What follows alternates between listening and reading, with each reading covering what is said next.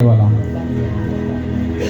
खुदा की तासी के लिए जो मेरी वाइफ है उसके लिए बहुत सारे हाथों को उठा के तारीफ करो, बहुत सारे हाथों को उठाकर तारीफ करो, बहुत सारे हाथों को ऊपर से उठाकर। हालेलुया। बाइबल कहती है तेरी बीवी तेरे घर में मेवादार ताक की मानद होगी, तेरे बच्चे तेरे दस्तरखान पर जैतून के पौधों की मानद होंगे। आपको मालूम है ये वचन कब पूरा होता है और कब सेट होता है? जब आप इस कलाम को सुनोगे तो आपको समझ आ जाएगी, वरना ये वचन अधूरे का अधूरा रहेगा और आप बात को कभी समझ नहीं पाओगे। अब ये बात मैंने क्यों बोली कि खुदा की दासी के लिए तारीफ करो, उसका मतलब ये था, और ये मुझे खुदावन ने कहा था तो ऐसा बोलेगा। मैंने कहा खुदावन इसका रीज़न क्या है? उसने कहा रीज़न ये है कि तू अपने काम को बड़े अच्छे से कर पा रहा है और वो तेरी मददगार जो तुझे मैंने दी है वो सब चीज़ों को अच्छे से मैनेज कर रही है। तो मेरी गैर मौजूदगी में सब काम अच्छे से हो रहे हैं, मैं देख पा रहा हूँ। कुछ चीज़ें हैं लेकिन वो इतनी मैटर नहीं करती, लेकिन सब चीज़ें अच्छी और बेस्ट हो रही हैं और मैं इस बड़ी तारीफ के लिए खुदा को थैंक्स करता हूँ। हालेलुया। इसी तरह मेरी वाइफ तो है लेकिन और भी बहुत सारे लोग हैं जो खुदा के कामों को कर रहे हैं, पीछे से संभाल रहे हैं, और मैं दिल से अपने खुदा को थैंक्स करता हूँ। अब इस वचन को मैं उठाकर मैं आपके बीच में लेके जाऊंगा, बस आपने इसको समझना है और मैं आपके बीच में से होकर फिर इसको बोलूँगा। हालेलुया। यहाँ पर एक सिस्टर है, अभी मैंने उसको देखा भी है, वो सिस्टर जिनकी, हाँ आप सामने आ जाओ, आप यहाँ पे साइड पे, यहाँ पे आ जाओ। आपके फियांसी आए, उनको भी बुलाओ। नहीं आए, इट्स ओके, आप आ जाओ। आपने इस वर्ड को बड़े अच्छे से समझना है। म्यूजिक कम कर, थोड़ा बैठ जाओ। मेरी बहन, आप मान लो कि आपका हस्बैंड यहीं पे है। बाइबल कहती है तुम दो नहीं बल्कि मियाँ और बीवी दो नहीं बल्कि, तो आप ये समझो आपके शोहर आपके साथ है, मतलब है वो फियांसी है लेकिन वो आपके आने वाले टाइम में वो आपके हस्बैंड है, तो वो आपके क्या है? साथ है। ओके। अब आपने ये बात समझनी, ये बात जो ये मैं कलाम कर रहा हूँ ये सिर्फ मैं आपसे बात कर रहा हूँ और किसी से नहीं कर रहा। मुझे खुदावंद ने कहा इन दोनों कपल को बिठाना है, इनको बिठाकर तूने सिर्फ इनसे बात करनी है और दूसरे लोगों को ये बोलना है कि अगर तुम लोग ये कलाम को सुन रहे हो तो फिर समझ लो कि ये तुमसे भी बात हो रही है। मैं यहाँ पर सिर्फ इस कपल से बात कर रहा हूँ, लेकिन अगर आप मेरी बात को समझ रहे हो मैं क्या कहना चाह रहा हूँ, आप कहोगे नहीं पास्टर जी कान तो हमारे भी खुले हैं, बंद तो है नहीं है। जब आप बाइक में बोल रहे हो तो आवाज़ तो हमें भी आ रही है, तो ये बात तो हम भी सुन रहे हैं। इसका मतलब है ये खाली इस बहन से नहीं, आप मुझसे भी बात कर रहे हैं। तो ये आप पे डिपेंड करता है। जो लोग मैरिड हैं, जो लोग अनमैरिड हैं, जिनकी शादी हो चुकी है, बच्चे हैं, ये सब के लिए मैसेज है। अगर एक बहन अभी अनमैरिड है, उसकी शादी अभी नहीं हुई, कुछ भी नहीं है, अभी यंग एज में है, अगर वो इस बात और कलाम को अभी से पकड़ ले, उसकी जिंदगी में जो खुदा के करने वाला है उसको मालूम ही नहीं वो क्या करने वाला है। हालेलुया। अगर एक भाई अनमैरिड है, अगर वो इस बात को अभी पकड़ ले, उसको मालूम नहीं खुदा उससे कितने बड़े कामों को लेगा। और जो मैरिड हो चुके हैं, जो उनकी मैरिज हो चुकी है, अगर वो इस बात को समझ जाए, अभी पकड़ ले इस बात को, और जो इन फ्यूचर खुदा के उनके साथ करेगा, उनकी सोच है कि खुदा उनको किस तरह ब्लेस करेगा। मुझे खुदावंद ने ये बात, मैं सिर्फ एक माइनर छोटी सी बताऊंगा, ये मैं आगे जाकर आपको बताऊंगा, मतलब फास्टिंग के बाद उसका छोटा सा हिंट देता हूँ। मुझे खुदावंद ने कहा है कि आप लोगों के जो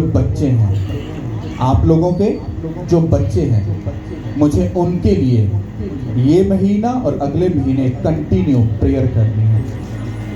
आपको शायद ये बात ऐसे लगे कि पता नहीं क्या पास्टर जी को स्टोरी सुना रहे हैं, पता नहीं क्या है, लेकिन आई डोंट नो, मैं नहीं इस बात को जानता, बट मुझे जो बोला मैं आपको बोल रहा हूँ। आपके बच्चे, आपको मालूम है वो खराब है, कोई नशे में है, कोई ठीक है, कोई प्रेयर नहीं करता, कोई फास्टिंग नहीं करता, अलग सारे सिस्टम में वो फंसे हैं। जो वर्ड मैं आपको दूंगा ये आपको ये बात रियलाइज करा देगा कि उन बच्चों को बचाने की जिम्मेदारी आपके ऊपर।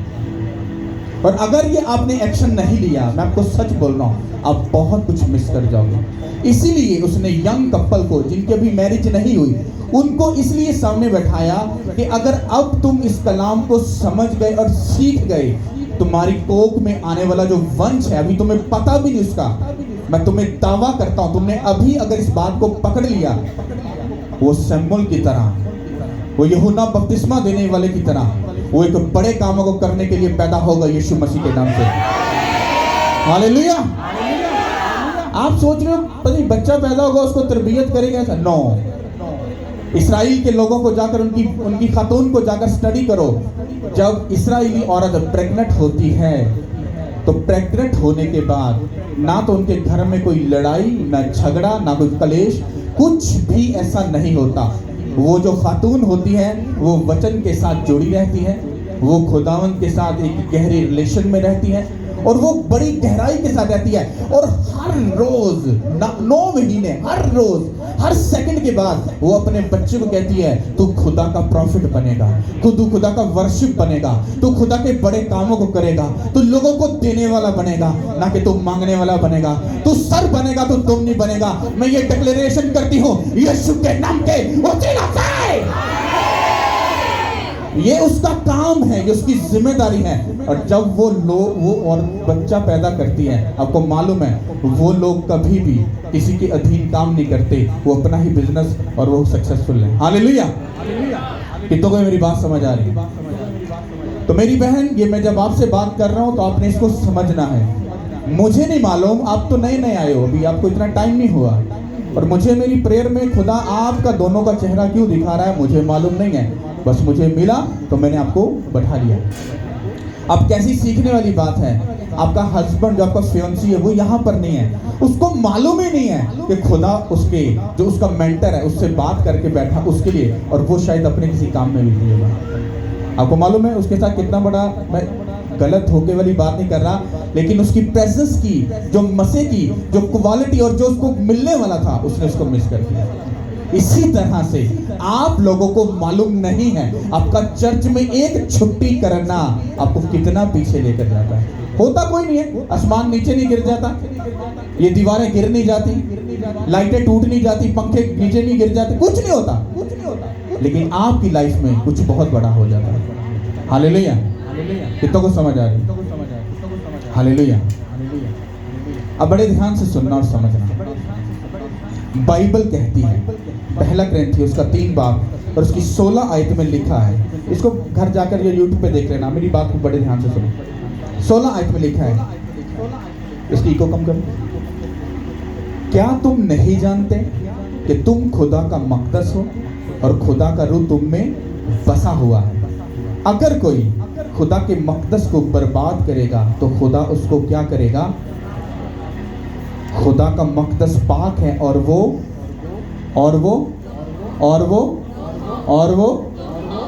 मैं नहीं हूं, तुम लोग भी हो। उसका मकदस, उसका घर कौन है?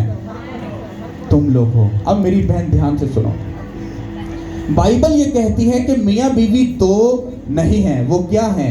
वो एक है। अगर वो दोनों एक हैं तो इसका मतलब है कि उनको ये बात समझनी पड़ेगी।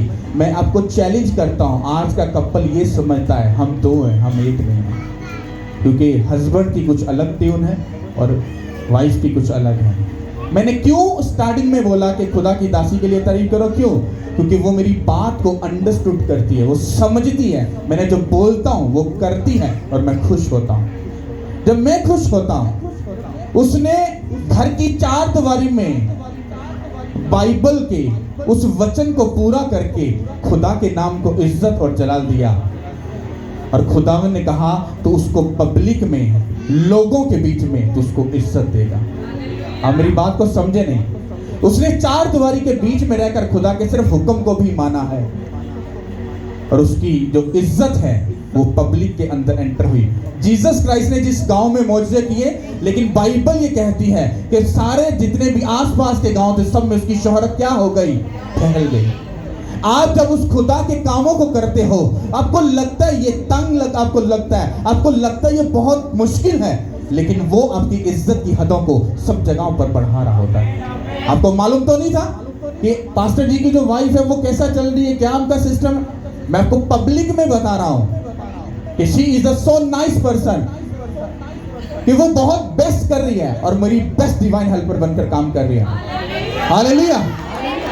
अब आपको ये बात समझनी है कि अगर आप दोनों मियाँ बीवी, अभी आप अनमैरिड हो, अभी तो सब कुछ अच्छा लगेगा, लेकिन आने वाले टाइम में जब मैरिज हो जाएगी तो फिर शैतान घुस जाता है लाइफ में, ना चाहते हुए भी। ये मेरा आपको खुल्लम खुली आवाज़ है, ना चाहते हुए भी वो लाइफ में घुस जाता है। पता क्यों? क्योंकि वो आपकी मैरिज लाइफ को करेक्ट करना चाहता है, और आपका जो वंश, आपका जो बीज आपके बीच में से पैदा होने वाला तो होता है, उसको क्या करता है? उसको करेक्ट करता है, उसको एक दम बनाता है, उसको नशेड़ी हर तरह की गंदी चीज उसके दिमाग में डालकर उसको डिस्ट्रॉय और उसको खराब करके और खुदा के बड़े प्लान को वो खराब करना चाहता है। आपको समझ आ रही है मेरी बात?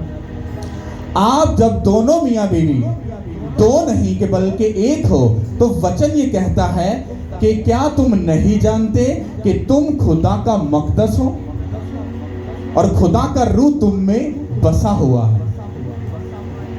अगर कोई खुदा के मकदस को बर्बाद करेगा तो खुदा उसको क्या कर देगा? बर्बाद करेगा। और खुदावंद का मकदस पाक है, और वो कौन है? वो क्या है? उसका मकदस क्या है? अब आपको इस बात को समझना है। अब आप हम चलेंगे, आपको बड़े ध्यान से समझना, मैं इसको कहां से लेके जाऊंगा और कहां जाकर छोड़ूंगा, आपकी सोच है। हालेलुया। अब हम चलेंगे दूसरा तवारीख, उसका 7 बाब और उसकी 12 आयत से हम पढ़ेंगे, और आपको मेरी बहन बड़े ध्यान से पढ़ना, okay, step by step. Hallelujah. दूसरा तवारीख उसका 7 बाब उसकी 12वीं आयत से।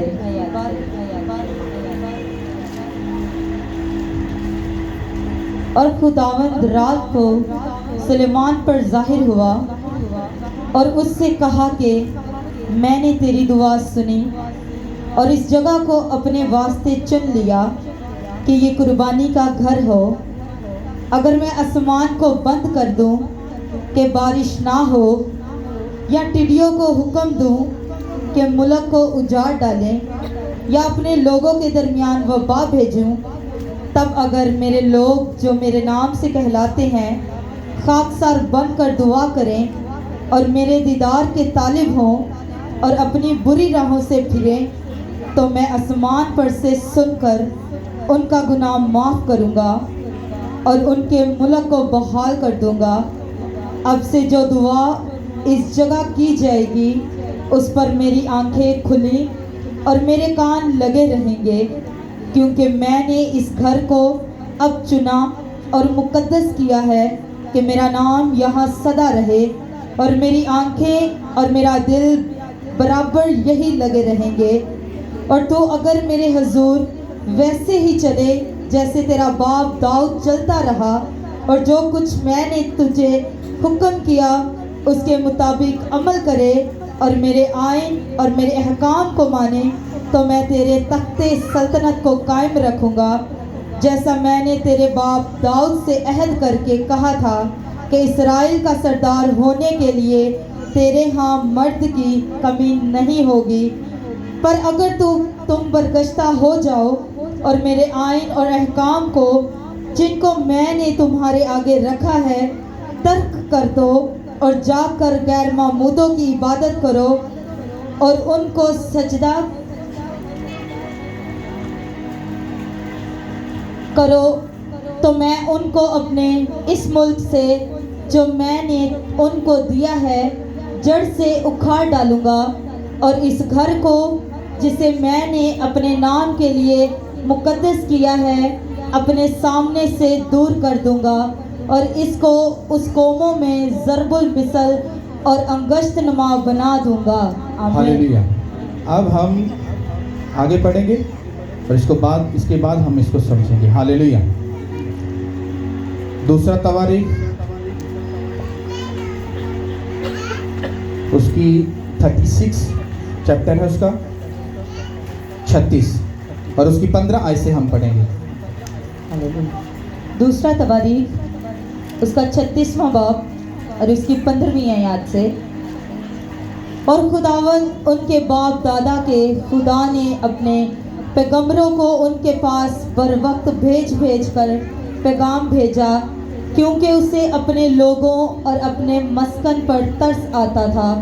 लेकिन उन्होंने खुदा के पैगंबरों को ठट्ठों में उड़ाया और उसकी बातों को नाचीज जाना और उसके नबियों की हंसी उड़ाई, यहाँ तक कि खुदावन का गज़ब अपने लोगों पर ऐसा भड़का कि कोई चारा ना रहा। चनाचा वो कसदियों के बादशाह जो उन पर चढ़ा लाया, जिसने उनके मकदस के घर में उनके जवानों को तलवार से कत्ल किया, और उसने क्या जवान मर्द, क्या कुंवारी, क्या बूढ़ा, क्या उम्र रसीदा किसी पर तरस ना खाया। उसने उस सब को उसके हाथों में दे दिया, और खुदा के घर के सब ज़रूफ, क्या बड़े क्या छोटे, और खुदावन के घर के खजाने और बादशाह और उसके सरदारों के खजाने, ये सब वो बाबुल को ले गया। और उन्होंने खुदा के घर को जला दिया और यरूशलेम की फजील ढा दी, और उसके तमाम महल आग से जला दिए, और उसके लिए उसके सब कीमती ज़रूफ को बर्बाद किया।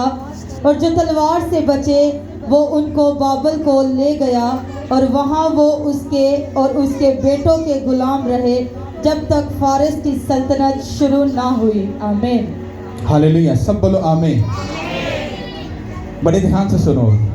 अब यहाँ पर हम सुलेमान बादशाह को देख रहे हैं। बाइबल कहती है कि जब सुलेमान बादशाह ने खुदा का घर बना लिया तो उसने 1,20,000 भेड़ बकरियां, और उसके अलावा उसने 22,000 बैल जो है वो खुदा के घर में क्या किया, कुर्बानी चढ़ाकर उसने उस घर को क्या किया, मखसूस किया।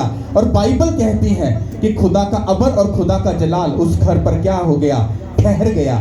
खुदा का अबर जब उस घर पे ठहर गया, खुदा का जलाल जब उस पर ठहर गया, तो खुदा ने फिर सुलेमान बादशाह से क्या की, बात की। अब आप सुनो, जब खुद बाइबल कहती है कि तुम दो नहीं बल्कि एक हो। अब तुम खुदा का मकदस हो, तुम खुदा का क्या हो, घर हो। अब जिस तरह से सुलेमान बादशाह ने खुदा का घर बनाया, हैकल बनाई, और उस पर कुर्बानियां चढ़ाकर उस घर को मखसूस किया, और उस घर में क्या हुआ, खुदा का अबर उतरा, और खुदा ने फिर सुलेमान बादशाह से क्या की, बात की। और क्या बात की, खुदावन रात को सुलेमान पर जाहिर हुआ, और उसने उससे कहा कि मैंने तेरी दुआ सुन ली और इस जगह को अपने वास्ते क्या कर लिया, चुन लिया कि ये कुर्बानी का घर होगा। ध्यान से सुनो, ध्यान से, आपका कॉन्सेंट्रेट खराब मत हो। जब आप अभी राइट नाउ इस वचन को सुन रहे हो, आप मियां बीवी जब खुदा के सामने अगर आपने तौबा नहीं की, तौबा करोगे, बपटिज्म नहीं लिया, बपटिज्म लोगे, अगर ले चुके हो तो बहुत अच्छी बात है। अब तुम खुदा के सामने जाओगे, और खुदा के सामने जाकर तुम क्या करोगे, एक कमिटमेंट करोगे खुदा के सामने कि खुदावंद यीशु, हम तेरे हजूर में, हम दोनों मियां बीवी, दो नहीं बल्कि जब एक हैं, हम तेरे हजूर में क्या हैं, हम हाजिर हैं।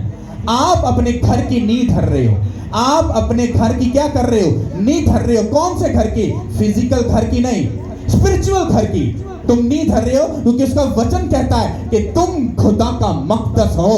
और बातों से मकदस नहीं बनता, मकदस बनाने से बनता है। जब आप खुदा के सामने कमिटमेंट करके बैठ जाओगे, और फिर जब आप उसके हुजूर में अपनी खुशी की, अपनी ख्वाहिशात की, अपनी फाइनेंस की, अपनी चीजों की, अपने उन चीजों की जब तुम कुर्बानी चढ़ाओगे, तो खुदा का अबर तुम दोनों पर जब ठहर जाएगा, वो तुमसे बोलेगा, मेरी बेटी देख, मैंने अब तुम्हारे घर को अब चुन लिया है, ये अब कुर्बानी का घर होगा। क्यों? क्योंकि मैं यहाँ पे बसूंगा यीशु के नाम के वसीला से। ये स्टार्ट है, अभी आपको सुनना है। हालेलुया। उसने अपनी बेटी से कहा कि मैं आपसे बात कर रहा हूँ, और खुदावंद ने रात को अपनी बेटी से कहा, उस पर जाहिर होकर उसे कहा कि मैंने तेरी दुआ को, मेरी बेटी, मेरे बेटे, मैंने सुन लिया। आप भी हो सकते हो, आप भी हो सकते हो। उसने कहा मैंने तुम्हारी दुआ को क्या कर लिया, सुन लिया। और इस जगह को, मतलब तुम लोगों के मकदस को, वो कहता मैंने अपने लिए क्या कर लिया, अपने वास्ते चुन लिया। क्यों? क्योंकि ये अब क्या होगा, उसकी कुर्बानी का क्या होगा, घर होगा। अब हैकल को जाकर स्टडी करते हो, तो वहां पर हर रोज कुर्बानियां चढ़ती थी, काहिन ठहराए गए थे। खुदा के घर का इतना ऑनर और इतना रिस्पेक्ट किया जाता था। आप बाइबल में जाकर पढ़ो। अब जब तुमने इसको अपना घर बना लिया, वो वाला खुदा का फिजिकल घर नहीं, जब तुमने इसको खुदा का मकदस बनाकर तुमने डन कर दिया, खुदा का अबर तुम पर ठहर गया। अब वो अबर तो वहां पर है, प्रेजेंस तो है, तो पास्टर मंजिल की तरह प्रेयर रूम में क्यों नहीं जा रहा? नहीं, वो कलीसिया के साथ बिजी है, कहीं पर वो लोगों के साथ बिजी है, वो विजिट पर गया है, वो उधर गया है, वो उधर गया है। अरे मेरा तो उसके साथ टाइम था बैठने का। इसी तरह से जब वो आपसे बात करेगा, आपके चर्च का टाइम और आप कहीं और हो, कहेगा मेरे बेटे तूने मुझे कहा था कि मैंने तो तुझे चुन लिया था, मैंने फिर अपना अबर भी तुझ पर ठहरा दिया था, पर तू कहाँ है?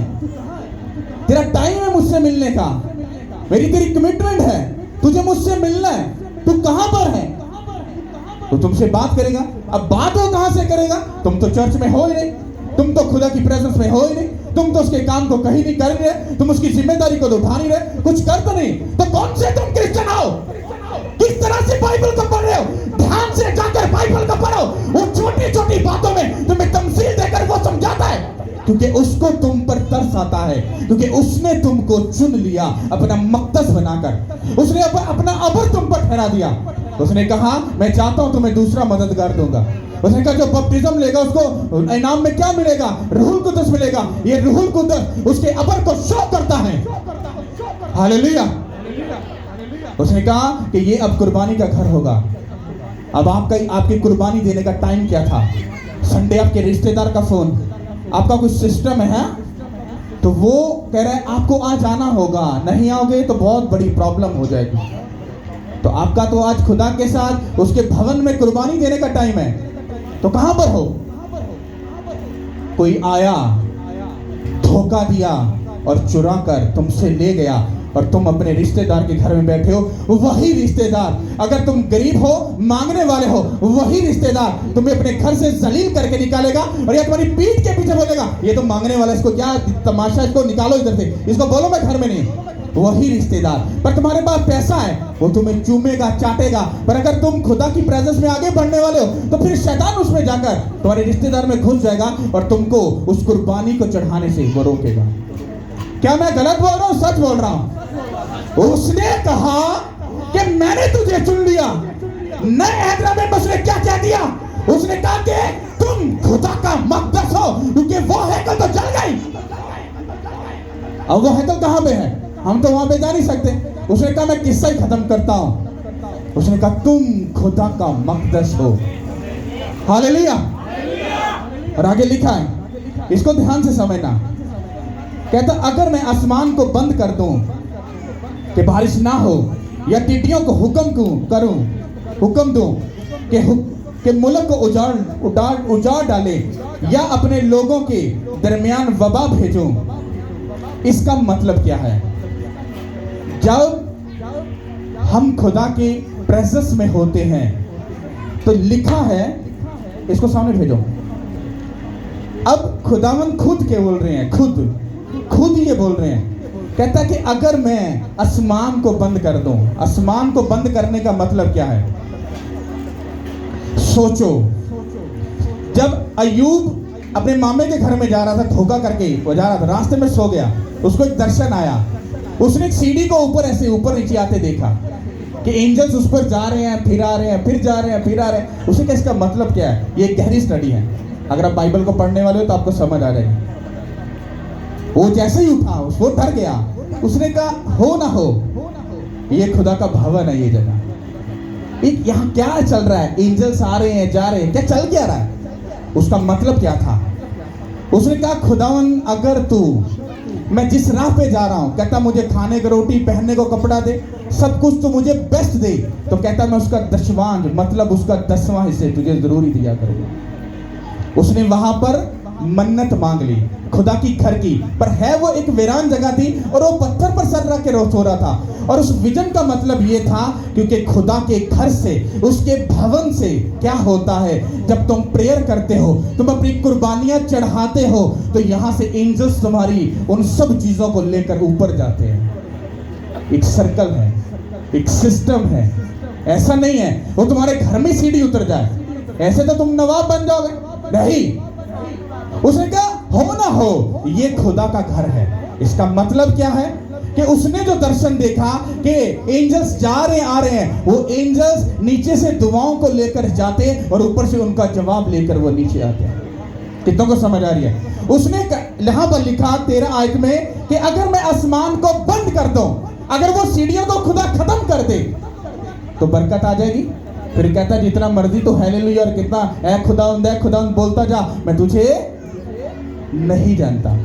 कहता अगर मैं आसमान को बंद कर दूं, तुम्हारी पहली बरकत का स्टॉप होना जब तुम उसके साथ चीटिंग करते हो। हालेलुया। और फिर कहता है टिड्डी किस चीज को शो करती है? अगर आपका अनाज उगा हुआ है, अगर टिड्डी उस पर हमला करेगी तो वो उस टिड्डी उस अनाज को खा जाएगी और तुम क्या हो जाओगे? फिर तुम भूखे मरोगे। इसका मतलब क्या है? आसमान से भी बरकतें खत्म हो गई, जमीन से भी क्या हुआ? वो टिड्डी तुम्हारी जिंदगी में घुस गई, तुम्हारे किचन में घुस गई, तुम्हारे फाइनेंस में घुस गई, तुम्हारी मैरिज लाइफ में, तुम्हारे बच्चों की लाइफ में घुस गई और उसको चट करके खा गई और तुम बुद्धू बनकर बैठे रहे। आगे लिखा है, उसने कहा कि मैं अगर वबा भेज दूं, आखिरी कमांड, फिर क्या होता है?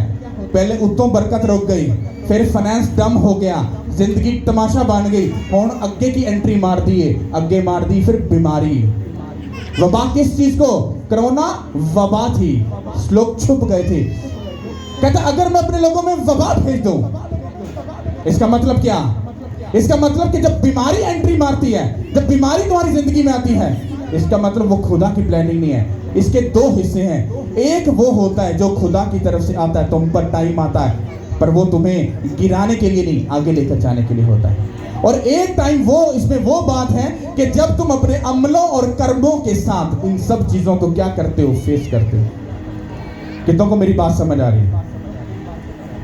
तुम्हारा जो भवन है ये एक आम नहीं है, ये खुदा का एक घर है। खुदा यहाँ पर रहता है और रहकर फिर वो तुम्हारे घर की सेटिंग करता है। अच्छा मुझे ये सीट यहाँ पर अच्छी नहीं लग रही, अच्छा मुझे ये चीज़ ऐसे अच्छी नहीं लग रही, वो तुम्हारी जिंदगी को खूबसूरत बनाता है। जैसे एक वाइफ अपने घर में, ये सोफा नहीं होना चाहिए, मुझे अच्छा नहीं, मुझे कोई ऐसा चाहिए, मुझे ये चाहिए, मुझे किचन में ये चाहिए, तो वो घर को ब्यूटीफुल बना रही होती है। इसी तरह से जब खुदा तुम्हारे घर में रह रहा होगा, तुम्हारे घर में जब कचरा होगा, कचरा, तो क्या खुदा तुम्हें नहीं बोलेगा मेरी बेटी मेरे बेटे उठ, मुझे ना गंदगी नजर आ रही, इसको साफ कर जल्दी से करते, क्योंकि मुझे गिल्टी फील हो रही है, मुझे अच्छा नहीं आ रहा लग रहा है, इसको साफ कर दो। पर आप कहोगे प्रभु जी आप इधर ही बैठो, हमने अपने रिश्तेदार के घर जरा जाना है, तो आप इधर संडे आप अकेले ही घर में बैठो, हम काम करने के लिए जाए। क्या तूने मेरे साथ नहीं रहना था? नहीं, वो अगर ना जाएंगे तो नाक कट जाएगी, तो मेरे साथ टाइम नहीं स्पेंड करेगा। नहीं, वो बड़ा जरूरी है हमारा जाना। और इमेजिन करो तुम उसको अपने घर में अकेला ही छोड़कर और तुम चले गए, और तुम्हें लग रहा नॉर्मल है। नॉर्मल नहीं है, क्योंकि खुदावन के रूह के आने का पता चलता है, जाने का पता नहीं चलता। हालेलुया। और आगे लिखा है, तब अगर मेरे लोग जो मेरे नाम से कहलाते हैं हाथ सर बनकर दुआ करें और मेरे दीदार के तालिब हों और अपनी बुरी राहों से फिरे, तो मैं आसमान से सुनकर उनके गुनाह क्या कर दूंगा। ये दोनों कंडीशन है। अगर अभी आप वर्ड सुन रहे हो, अभी जब आप खाक सर बन जाओगे, तो जब खुदा से दुआ करोगे, वो अपने आसमान से तुम्हारी आवाज को सुनकर, अभी जब प्रेयर हुई तो मैंने आपको क्या बोला था? प्रेयर करो, प्रेयर जो खुदा के कान को तंग करे जाकर। हाँ मैंने बोला था, वो हिस्सा था कलाम का, कि तुम ऐसी प्रेयर करो जो खुदा के कानों को जाकर तंग करे और वो मजबूर हो जाए तुम्हें बरकत देने के लिए। कहता मैं सुनकर उन्हें दीदार के अगर तालिब हो, तो मैं आसमान से उनकी दुआ को सुनकर उनके मुल्क को क्या कर दूंगा? बहाल करूंगा। अब से जो दुआ इस जगह की जाएगी उस पर मेरी आंखें खुली और मेरे कान लगे रहेंगे। अब ध्यान से सुनो, आपने कमिटमेंट कर ली, खुदावंद मैं तेरी बेटी, इसने कहा खुदावंद मैं तेरा बेटा, हम दो नहीं बल्कि एक हैं। अब हम हाजिर हैं, अब हम तेरे साथ सीरियस रहेंगे, हम तेरे साथ वफादारी से चलेंगे और जैसा तू चाहेगा हम वैसा करेंगे। हम फर्स्ट प्रायोरिटी तुझे देंगे, जो तू पहले कहेगा वो करेंगे, उसके बाद हमारी खुशी, हमारी जिंदगी में एंटर होगी। आपने बात कर ली, आपने प्रेयर की, उसने जवाब दिया, आपको बहाल कर दिया, आपको ब्लेस कर दिया, और ब्लेस करने के बाद वो आपके साथ फिर रहना क्या कर देगा, शुरू कर देगा। जब वो आपके साथ रहना शुरू करेगा तो अब इस बड़े ध्यान से इस बात को सुनो, अगर एक वाइफ अपने शौहर की इज्जत, रिस्पेक्ट, ऑनर नहीं कर रही तो वो अपने ही हाथ को बोल रही है मुझे तेरी जरूरत नहीं है, दफा हो जा यहां से। जबकि उसको इस हाथ की जरूरत है, क्योंकि हाथ उसको क्या करेगा, खाना। वो अपनी टांग को बोलिए ओए मुझे तेरी जरूरत नहीं, दफा हो जा यहां से। जबकि उसको मालूम नहीं कि उसकी टांगे उसको एक बेस्ट जगह पर लेकर जाएंगे। जब एक वाइफ अपने शौहर की इज्जत और रिस्पेक्ट करती है तो वो बेसिकली अपने ही घर को साफ और सुथरा कर रही है। तुम दो तो नहीं हो कि दो, एक हो। तो हाउ इज पॉसिबल कि आप अपने शौहर को ओए तू कैसे है, ओए तू, no no no no, according to law आप ऐसा नहीं कर सकते। क्या आप अभी राइट नाउ अपने हाथ को काट कर फेंक दोगे? ये कितना भी आपको तंग कर रहा हो, फेंक दोगे? नहीं फेंकोगे। क्यों? क्योंकि नहीं, ये मेरा पार्ट ऑफ बॉडी है, ये मैं इसको कैसे काट सकता हूं? ऐसे तो नहीं हो सकता। कोई बात नहीं, अभी तंग कर रहा है तो कोई बात नहीं, ठीक हो जाएगा। इसी तरह से जो आपका शौहर है वो आपके लिए इतना ऑनर के उसकी आपकी जिंदगी में उसके लिए होनी चाहिए, इतनी रिस्पेक्ट होनी चाहिए। वो कितना भी बिगड़ा, कितना भी टेढ़ा क्यों ना हो, मैं चैलेंज करता हूं एक दिन वो घुटनों पे आ जाएगा और वो प्यार करने के लिए मजबूर हो जाएगा। आपको क्या करना है, अपने जिस्म को, घर को पाक साफ सुथरा रखना है। और इसी तरह से जो बहनें अपने शौहर से प्यार करेंगी, इज्जत करेंगी, शौहर कुड़कुड़ा रहा है, मान लो गाली दे रहा है, हाथ उठा रहा है, कुछ भी कर रहा है, पर बीवी बस ये सोची नहीं हम दो नहीं हम एक हैं, और हमने कमिटमेंट की थी कि हम खुदा का मक़दस हैं और मैं अपने घर को बर्बाद नहीं होने दूंगी। वो उसको ऑनर देगी, रिस्पेक्ट देगी। कितना भी गलत इंसान क्यों ना हो, तुम प्यार करते जाओ, एक दिन वो घुटनों पे आ जाएगा। और इसी तरह से जो शौहर है वो ये समझे कि ये मेरे बदन का हिस्सा है। उसको ये बात मालूम रखनी है हम दो नहीं बल्कि एक हैं और हम खुदा का मक़दस हैं और हमको अपने घर को साफ रखना है। जैसे खुदा ने कितना ब्यूटीफुल काम किया कि अभी शौहर मौजूद नहीं था, आप अकेली थी, पर मैंने आपको बोला आप दो नहीं एक हो। अगर वो आप सुन रहे हो तो वो सुन रहा है, अगर वो सुन रहे हो तो आप, मतलब एक ही बात है। ये दो बातें नहीं कि दो लोग सुन रहे हैं, मेरी नजर में ये बात एक ही बंदा सुन रहा है, क्योंकि आप उसमें हो और वो आपके अंदर है। अब आपको उसको ये समझकर सब चीजों को बेस्ट करना है, क्योंकि वो आपका बदन है और आपको उसको इस तरह से संभालना है कि वो आपका बदन है। जब तुम इस कंडीशन में चले जाओगे तो होगा क्या कि तुम्हारी जो मैरिज लाइफ है वो सुपर डुपर ब्लेस्ड हो जाएगी और शैतान कभी भी तुम्हारी जिंदगी में एंट्री कभी नहीं मारने पाएगा। हालेलुया। समझ आ रही कि नहीं आ रही? हालेलुया। अब जब तुमने ये ठान लिया, तुमने सेट कर ली अपनी लाइफ को, तुम ऑनर पे ऑनर, रिस्पेक्ट पे रिस्पेक्ट कर रहे हो, तो बाइबल ये कहती है, उन्होंने कहा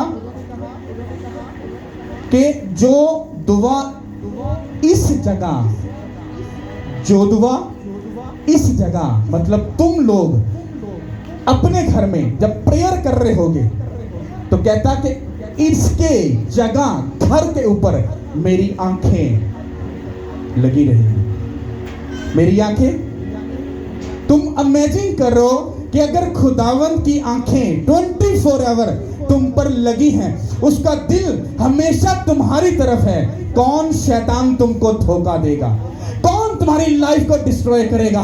कौन तुमको गिराएगा? कोई ना गिराने पाएगा यीशु के नाम के वसीला से। हालेलुया।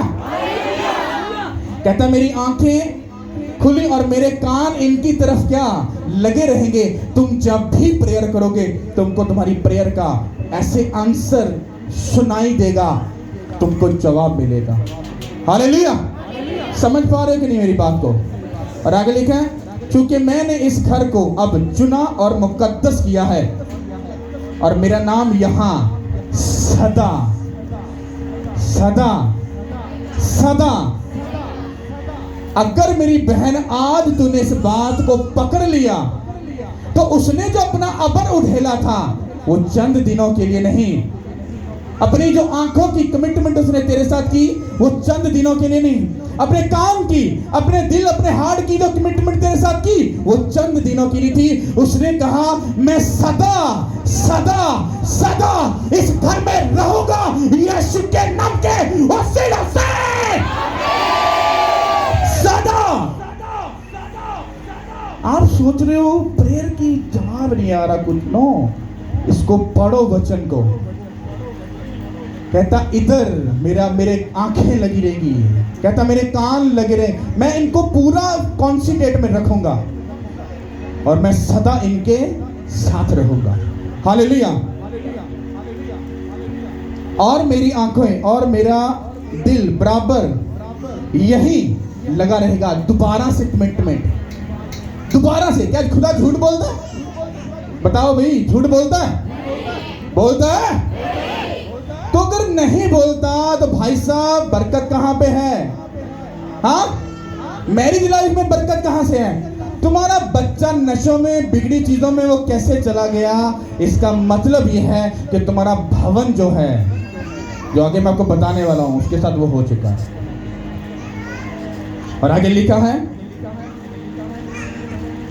और तू अगर मेरे हुजूर वैसे ही चले जैसे तेरे बाप दादा चलते रहे और जो कुछ मैंने तुझे हुक्म किया उसके मुताबिक अमल करे और मेरे आइन और अहकाम को माने, तो मैं तेरा तख्त सल्तनत कायम रखूंगा जैसे मैंने तेरे बाप दाऊद से क्या किया था, वादा किया था, अहद किया था कि इस्राएल के का सरदार होने के लिए तेरे हाँ मर्द की कमी ना होगी।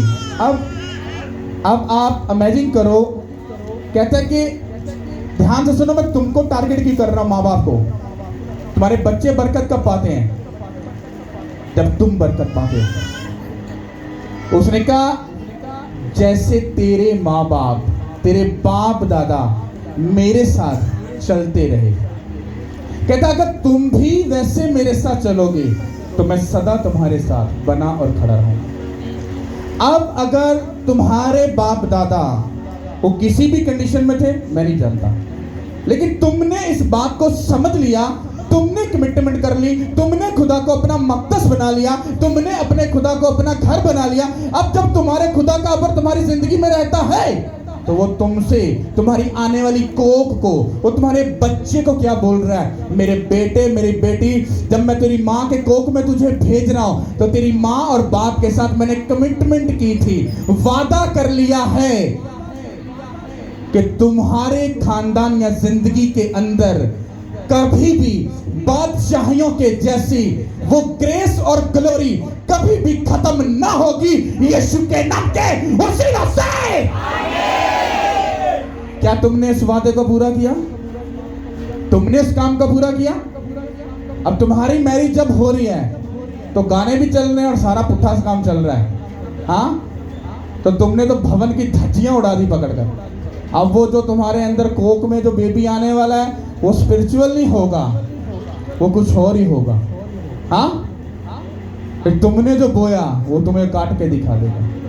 कितनों को समझ आ रही है? तो माँ बाप बीच में आ गया कि नहीं आ गया?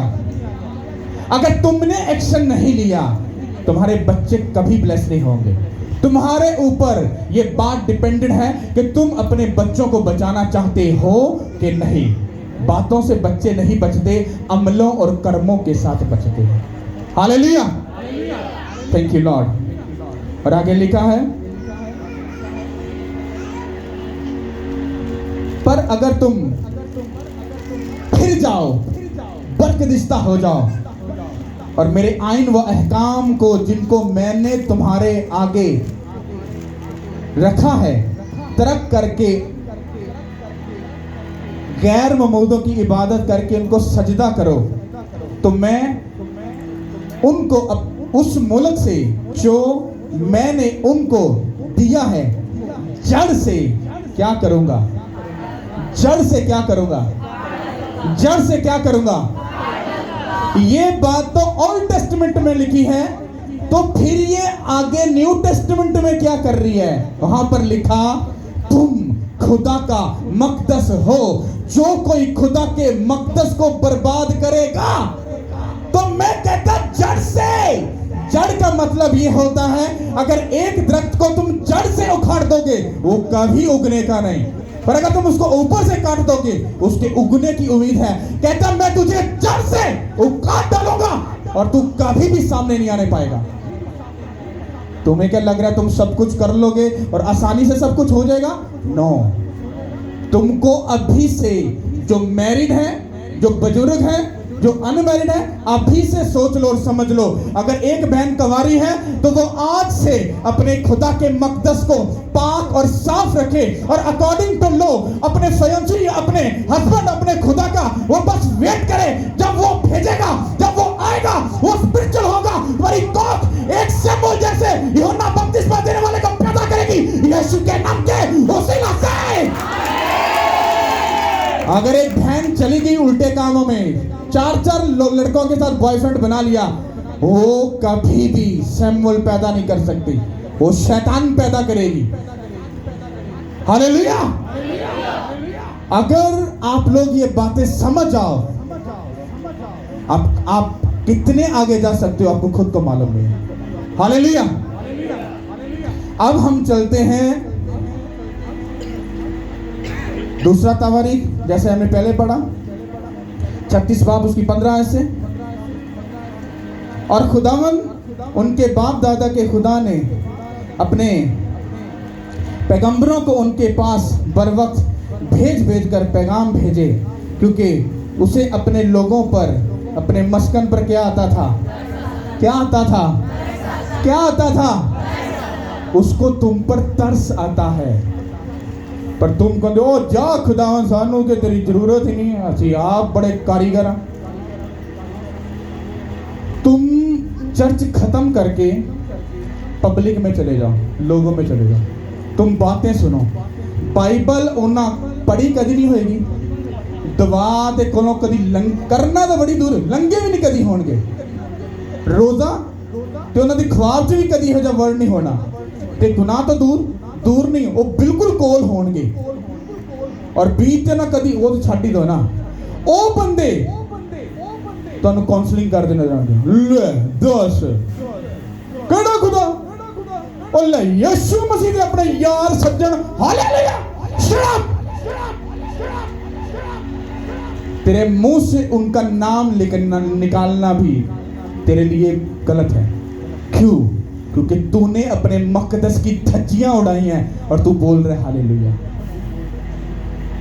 हालेलुया। समझ आई कि नहीं आई?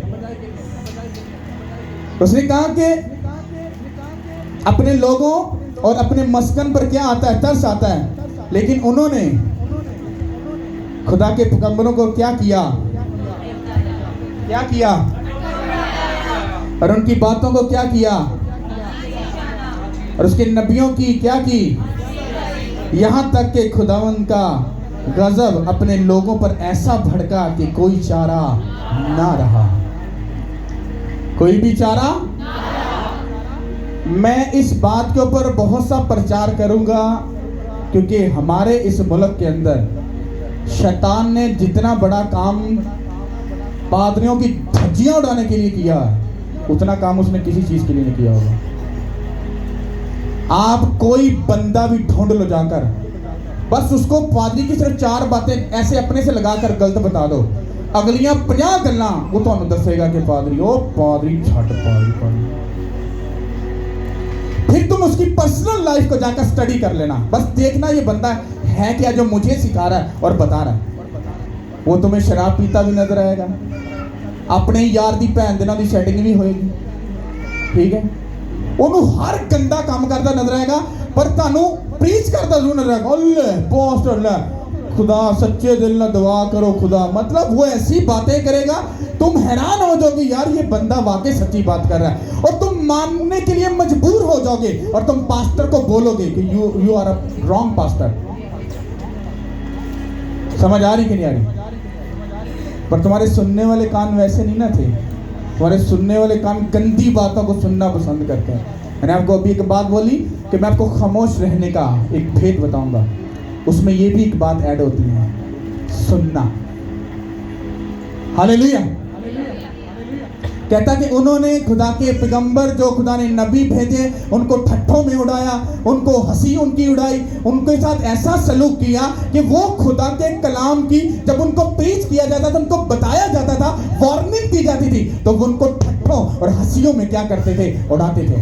आज भी जब चर्चिज में जब कलाम होता है या लोग खुल के वर्शिप कर रहे हैं, तो लोग कहते नहीं है ये क्या ड्रामा चल रहा है, एक ही इबादत है, एक ही तलीम है, एंडिजा क्यों? उनको पर्सनल स्टडी कर लो जाकर। दुनिया के सब गंदे काम तुमको वो करते नजर आएंगे, पर वो कमेंट्स कर रहे होंगे ये कौन सा ड्रामा है, ये कौन सा इबादत का तरीका है? भाई साहब हम गलत चल रहे हैं, तुम आ जाओ, हम तुमको अपना मजबा देते हैं, आओ और लोगों को प्रीच करके बताओ कि राइट क्या होता है। फिर दूध का दूध और पानी का पानी हो जाएगा। नहीं पास्टर साहब ये तो काम, मैं तुम्हें मजाक करना है, क्या हुआ? बोलती बंद हो गई। इसका मतलब क्या था? शैतान तेरे मुंह के अंदर बैठा था और वो चपड़ बोल रहा था, और जब आगे आने का टाइम आया तो उसको मालूम था उसके भवन पे, उसके मजबा पे खड़ा होना ये मेरे बस की बात नहीं है, यीशु के नाम के वसीला से। हालेलुया। और आगे लिखा है, चनाचा वो कस्बियों के बादशाह को उन पर चढ़ा लाया, जिसने उनके मकदस के घर में उनके जवानों को तलवार से कत्ल किया, और उसने क्या जवान, क्या मर्द, क्या कुंवारी, क्या बूढ़े, क्या उम्र रसीदा किसी पर तरस ना खाया। इसका मतलब क्या है? इसको हम पूरा पढ़ लें फिर इसको समझते हैं। तरस ना खाया, इसको आगे से जरा स्पीड से पढ़ना जरा।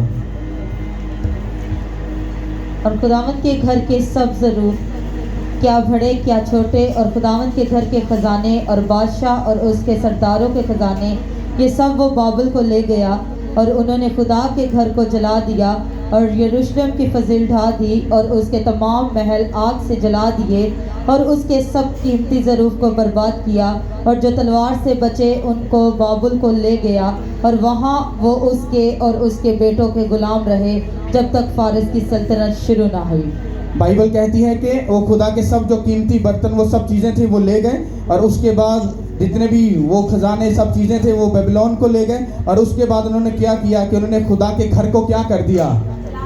खुदा के घर को क्या कर दिया? खुदा के घर को क्या किया? जला दिया। और जब जला दिया उसके घर को, तो बाइबल ये कहती है कि उसके जितने बाकी के महल थे, कीमती चीज़ें थी, उनको सबको क्या कर दिया? उनको भी जला दिया। और वो जो लोग जो बच गए थे तलवार से, उनको वो कैद करके बेबीलोन में अपने पास, गुलामी में अपने पास वो ले गए, उनके बेटे बेटियां जो भी थे उनको ले गए। अब ध्यान से सुनो, अब शैतान कैसे काम करता है, ये वर्ड सीधा हमारी लाइफ के ऊपर जाकर काम करता है। जब मेरी बहन और मेरे भाई, जब तुम लोगों ने खुदा के साथ कमिटमेंट की, जब सुलेमान बादशाह को खुदा ने ये दर्शन दिया, ये सब बातें कही, तो सब कुछ अच्छा था। आगे जाकर क्या हुआ कि सब कुछ बिगड़ गया। जब बिगड़ गया तो उन्होंने खुदा के सब कानून और कवानीन को तोड़ दिया। तो खुदा ने उससे पहले ही कह दिया था सुलेमान बादशाह को कि अगर तू मेरी इन बातों से अगर तू मुकरा और अगर तू खराब निकला, इसमें तू पीछे हट गया, तो कहता ये बात याद रखी, मैं इस घर को क्या कर दूंगा? कहता बर्बाद करके इसकी ऐसी हालत कर दूंगा, इसकी ऐसी कंडीशन कर दूंगा कि जो बंदा भी इसके पास से गुजरेगा वो पंजाबी कहते ना होगा पड़ेगा। इस घर दे नाल की होया? कहता फिर वो लोग दसणगे इन्हां ने अपने जिंदा खुदा नूं छड्ड के गैर ममूदा नूं सजदा कीता। कहंदा इन्हां ने ओ खुदा नूं छड्डिया जेड़ा इन्हां नूं गुलामी दे घर चों कढ के लिआया। ओदी वजह तो खुदा ने इन्हां नूं तितर बितर करके इन्हां नूं की कीता, गुलामी च भेजता और इन्हां दे घर नूं खुदा ने की कर दिता, छाड़ के सवा करता। सोचो अगर सुलेमान के साथ डायरेक्ट खुदा बात करके उस भवन पे जिसमें खुदा खुद बात कर रहा है कि मेरा दिल यहां लगा रहेगा, मेरी आंखें लगी रहेंगी, मेरे कान लगे रहेंगे, कहता कि मैं सदा यहां पर रहूंगा। सोचो उनकी गलती गुनाह करने से उस घर को खुदा ने उसके दुश्मनों के हाथ में दे दिया और उसको जलाकर भस्म कर दिया। सोचो तो फिर वो तुम्हारे साथ क्यों ना ऐसा करेगा अगर तुम उसके मकदस की धज्जियां उड़ाओगे। हालेलुया। वहां पर हैकल जल गई, किसके साथ वादा किया था? सुलेमान। खुदावन ने कहा इनको बता, अगर मैं सुलेमान के साथ बात करके तो उस घर को हैकल को जला सकता हूं, तो कहता इनको बोल कि नए अहदनामे में क्या लिखा है, अब तुम खुदा की हैकल हो, अब मैं तुम्हारे ऊपर अपना अबर उड़ेल रहा हूं, मैं तुम्हारे बीच में बसूंगा, मेरी आंखें तुम पर लगी रहेंगी, मेरे कान तुम्हारी दुआओं को हर वक्त सुनेंगे। कहता मैं तुम्हें जवाब दूंगा, मैं तुम्हें ब्लेस करूंगा, मैं तुम्हें बरोमंद करके आगे बढ़ाऊंगा सब चीजों के। पर अगर ये लोग, इनको बता, अगर ये लोग मुक्कर गए मुझसे, तो कहता वहां हैकल जली थी, यहां पर ये क्या होगा, क्या होगा? भाई साहब बोल दो, ओम तो साई बंद होगा, जलेंगे नहीं। उन्हें वर्ड चेंज करता है, उन्हें क्या मैं बर्बाद ही करता गा। सदूम ते अमूरा ਨੂੰ बर्बाद किया हो, अजे तक सीधा नहीं हो सकिया। हाँ, इसे तरह कहंदा जेड़ा तुसी या ते घर बनांदे ही ना, जे बना दिता ते उहदी इज्जत करना कन्फर्म है। तुम जब उसकी इज्जत करोगे तुम्हारा वंश ब्लेस्ड होगा, क्योंकि उसने तुम्हारे भवन में वो मसा सदा रखने के लिए बोला है। सदा का मतलब तुम्हारी नस्लों की नस्लों की नस्लों की नस्लों पर भी वो अबर रहेगा। अब तुम लोगों पर डिपेंड करता है कौन जरूरी है, तुम्हारा मकदस या तुम्हारा रिश्तेदार। हाँ, ओ छड्डो परा, कोई गल नहीं, आप हुणे थोड़ी देर बंद चले जाना, मौजा मुजा मारो जाके, पादरी स्यापे रुपया जेड़ा करना कर, डोंट वेरी भाई साहब, स्यापे को नहीं, हम बड़ी मजे में सुकून में। हालेलुया। भाई साहब मैं आपको सच बता रहा हूँ, मेरी लाइफ का सबसे ब्यूटीफुल टाइम है। Hallelujah, hallelujah. मैं आपको सच बोल रहा हूँ, मैं आपको अच्छी बातें तो बता रहा हूँ, जो सब चीजें वो नहीं बता रहा, क्योंकि जब कुर्बानी चढ़ाई जाती है, सुलेमान बादशाह ने जो कुर्बानी चढ़ाई थी, अगर आज तुम उसकी कीमत का अंदाजा करो तो वो करोड़ों में जाती, करोड़ों में भी बल्कि ऊपर क्रॉस कर जाएगी। इतना बड़ा उसने कुर्बानी का बीज बोया था। उसके बाद खुदावन ने इसको अपने दर्शन में से बात की। हालेलुया। अगर आप लोग अपने खुदा के मकदस को आज समझ जाओ, और जितने माँ बाप बैठे हो, अगर आज ही तुम अपने मकदस को पाक और साफ करके उसकी सफाई करनी शुरू कर दो, तो एक दिन वो साफ हो जाएगा। फिर जिस मकदस में खुदा का अबर है, तुम्हारे बच्चे वहां पर घूमते फिरते होंगे, तो वो अबर उन पर भी ठहर जाएगा। ठहरेगा कि नहीं? जब तुमने ही गालियां निकाल निकाल कर और अपने ही खुदा के मकदस में शराबे की बोतलें खोल खोल कर उसके घर की धज्जियां उड़ा दी। भाई साहब माइक में बोल के चैलेंज कर रहा हूं कि भाई साहब तुम कितने भी पीएचडी और कितने भी सच्चे सवितरे क्यों ना बन जाओ, उसका ये वचन कहता है कि जो खुदा के मकदस को बर्बाद करेगा, खुदा बोलता है उसको बर्बाद कर दूंगा। ये वचन बोल रहा है, मैं नहीं बोल रहा। हालेलुया।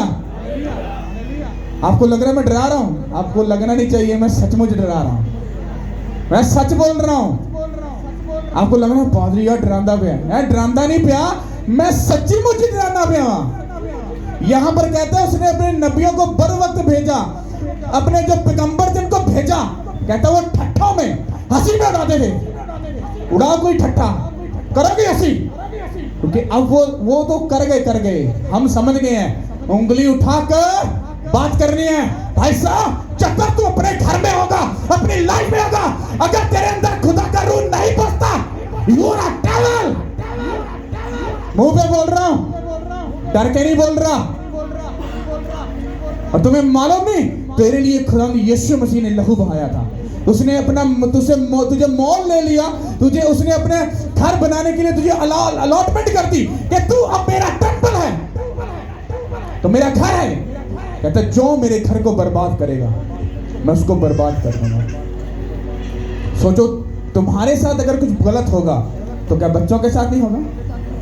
हाँ, होगा। कमिटमेंट सुलेमान के साथ थी।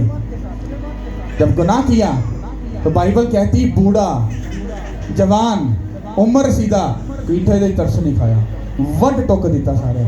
तेरे बच गए, उन्होंने गुलाम बना के ले गए। की बना के ले गए? तुम कुछ नहीं करोगे, शैतान तुम्हारे बच्चों को अपनी कस्टडी में लेकर उनको अपना गुलाम बना देगा। किस तरह पादरी साहब? नशा वो करेगा, गलत काम वो करेगा, गाली गलौज वो निकालेगा। तुम्हें मालूम है कि जब तुम उसके भवन में आते हो तो तुम अपने ही भवन के स्पिरिचुअली नीट एंड क्लीन करते हो। फिर वही मसा जो तुम उधर से लेकर जाते हो वो तुम्हारे बच्चों को क्या करता है? ब्लेस करता है। इसीलिए डायरेक्टली और इनडायरेक्टली मैंने आपसे क्या बात की? जो मैरिड है, जो होने वाले हैं, जो हो चुके हैं, सीधा कर लो अपने आप को और अपने खुदा के घर की इज्जत करो। क्योंकि मुझे खुदा ने कहा ये लोग तब तक मेरे घर की इज्जत नहीं करने पाएंगे जब तक ये अपने आप की इज्जत नहीं करेंगे। तुसी इस घर की इज्जत पता किदों करोगे? जो तुसी अपनी इज्जत करोगे। अगर तुसी अपनी इज्जत नहीं करोगे तुसी उन्हें घर की इज्जत कभी नहीं कर सकते। हालेलुया। इसको अपनी ना दिमाग की खिड़कियों के अंदर घुसाकर इसको कूट कूट कर भर लो। अगर तुमने कुछ नहीं किया तो फिर इस वचन को पढ़ लेना, तुम्हें समझ आ जाए। हालेलुया। कितनों को समझ आई? कितनों को समझ आई? फिर बताओ सही से।